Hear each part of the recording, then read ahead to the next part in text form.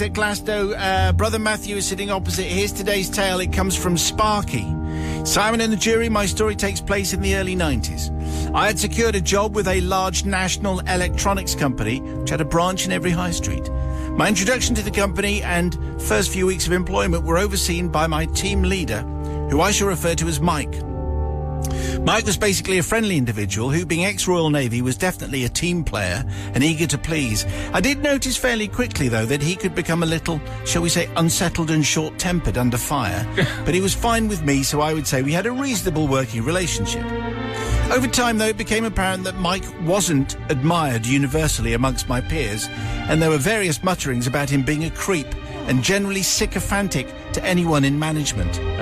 So now there was a typical drink dispensing machine that we had, coffees, teas, hot chocolate, that kind of thing, sited in the upstairs canteen. Managers formed the opinion, though, that far too much time was wasted by engineers taking a 25-yard walk to the machine, placing 10p in the slot and collecting a hot drink. So it was decided that the machine should be relocated to a site within the workshop where an official eye could be kept on any time wasters. Well, Mike was at his worst.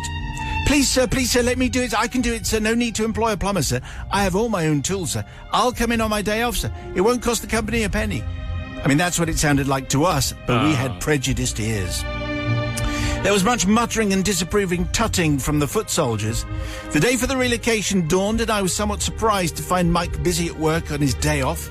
He'd already disconnected and moved a somewhat weighty machine and was now running new copper water pipes and a power feed around and through the workshop walls to enable reconnection. More sarcasm and disapproval was voiced by various colleagues as they arrived for their day's work. Creep and other, perhaps less socially acceptable phrases were muttered. Well, there was much sawing and drilling and smells of copper pipe joint soldering and general huffing and puffing throughout the morning until eventually lunchtime arrived. Mike emerged from the work area with a self-congratulatory swagger. The machine was now sited in its new efficient position, even being cleaned and thoroughly restocked too. Mike strolled over to me. Phew, bit of a job, but it's all good now. Fancy a pint? Okay, I replied. I just need a quick visit to the loo before I go, and I'll meet you there. So I downed tools and went off to the toilet. Here, in the wash basin area, I saw the results of Mike's efforts. Gleaming new copper pipes with many soldered joints as they travelled around the walls before disappearing through the brickwork and out to the machine. Obviously, these were supported by wall brackets, and piles of brick dust still sat on the floor under the brackets. He'd been very busy and he'd done a good job too. I attended to my ablutions, grabbed my coat and walked off to spend a happy, if less responsible hour with my workmates in the pub. Well, Mike was having a great time, so it'd be fair to say that he was on something of a high as we strolled back to work. We all entered the depot and resumed our duties. As previously mentioned, when Mike came under fire, he possessed the ability to undergo a radical change in character. And it was at this point that we all witnessed the extraordinary transformation. He emerged from inspecting his new plumbing, which he'd fitted just prior to leaving for lunch, ruddy-faced, somewhat unsettled, and in a foul mood, because every single joint that he had carefully soldered had leaked. The brick dust under each joint was wet, and you could see water seeping out of each joint. This was a disaster.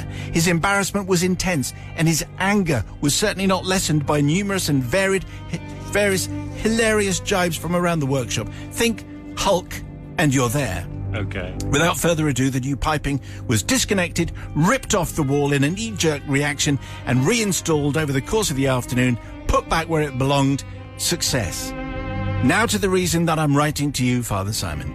See, when I returned slightly ahead of Mike, you might remember he was enjoying a, "Ooh, what a super employee you are, Mike," kind of discussion with the manager.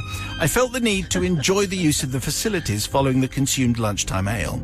And whilst attending to my needs, I thought that I hatched what was going to be a hilarious scheme. After washing my hands, I didn't dry them, but repeatedly covered each soldered joint, there are about 10 or so, in droplets of water. The drips then parted company with the joint and fell to the floor, thereby wetting the brick dust in the perfect simulation of a leaking joint. Oh, how I laughed, and what a great joke. Even Mike will see the hilarious side of this, I thought. Well, how mistaken I was. Mike was apoplectic for months. Hang on, this is how he felt. That's how he felt. He was snappy, he was sweary, and he was puce at all times. he never actually got over this total ruination of his finest hour. I never did own up to my actions in truth, although I'd heard rumours of Mike's ability to switch from congenial to pitbull. I'd never actually witnessed it before.